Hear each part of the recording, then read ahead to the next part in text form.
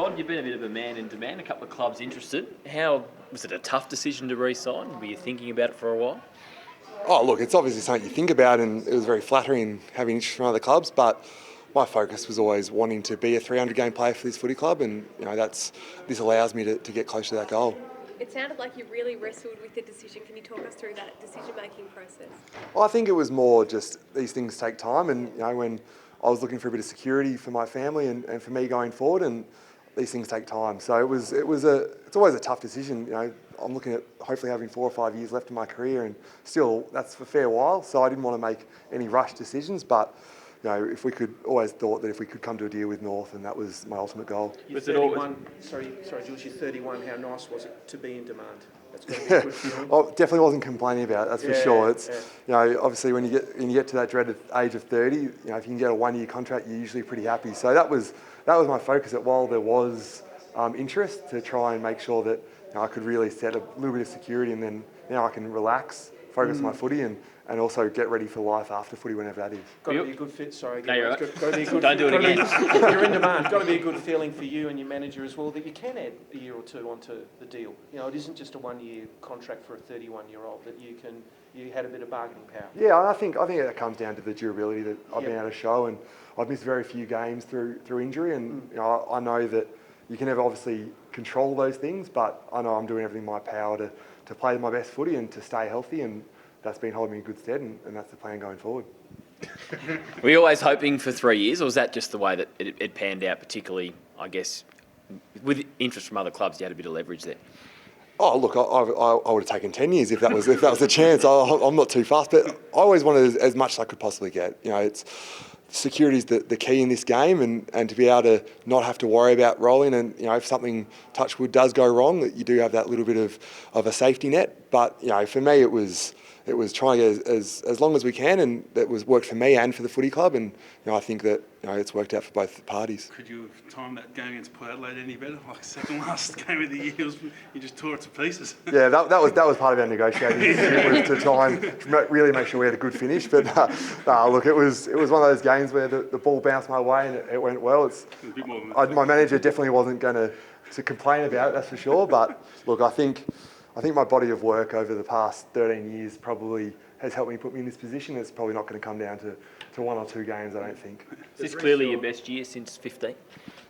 Yeah, I think so. And even in terms of 2015, I think this year was probably just as consistent, and a lot of areas that I didn't do well. I got more of the ball and things like that. Yes, the ruck work probably didn't have as many hit-outs, but overall I feel like I'm much more in command of my game, and I understand my strengths and weaknesses much more now. Does Reece Shaw coming on board sort of help that decision with being on board again with the Kangaroos, and did he talk you around and say, come on, we want you to stay? Yeah, look, obviously I think the club putting Reece in quite early definitely helped the conversations, because we could start those conversations a lot earlier, and Reece has shown a lot of confidence in me, and that he did really want me as a player, and the relationships he's built with the whole group and the whole staff has been unbelievable, and I think that definitely plays a big part in it, and I'm really excited about the young guys that are coming through and where this group can go. It's not just Reece, there's a hell of a lot of changes, and this week there's been a few people leaving and coming and all that sort of stuff. What are your thoughts as you look around Arden Street as to what's possible in the next couple of years? Yeah, look, it's exciting, and I always felt when I heard that Brady Rawlings was going to be starting in a few months, he's someone who I played my first 4 or 5 years with, and was a good friend of mine, and I know what sort of person he is, and I know what he wants to achieve, and how much he loves this club, and that's what the North Melbourne Footy Club's always been about, is about caring about people and caring about this club, and the more people we can get in here that do that,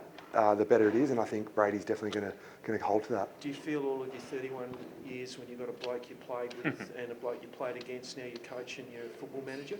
Starting to feel your age a bit there, Todd? Well, my positive is that I felt like Brady Rawlings was about 35, 40 when I got to the club. So even a shock to me when I realised that people like Drew Petrie were only 25.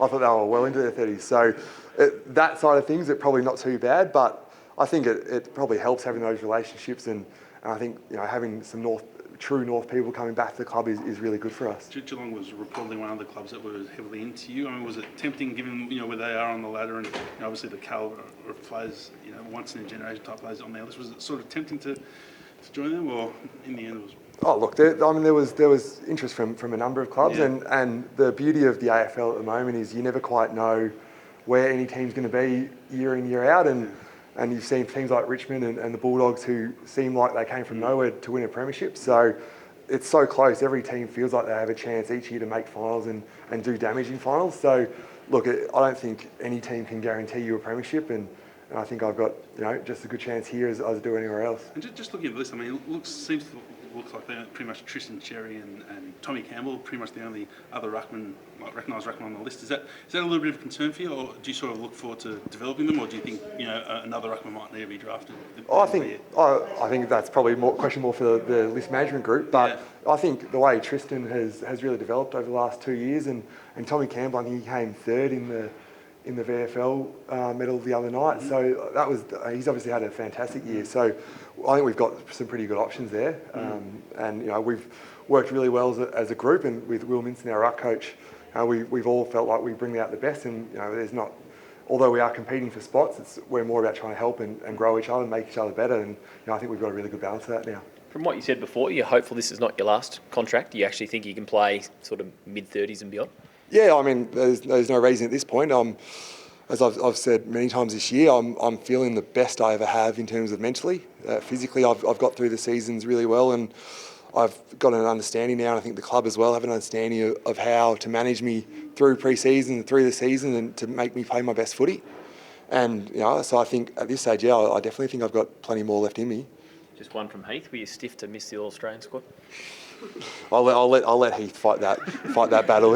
He's a great supporter. He thinks he knows a lot about footy, but I'll take his support. One of your teammates who's also under contract negotiations is Sean Higgins. Have you spoken to him at all about his plans?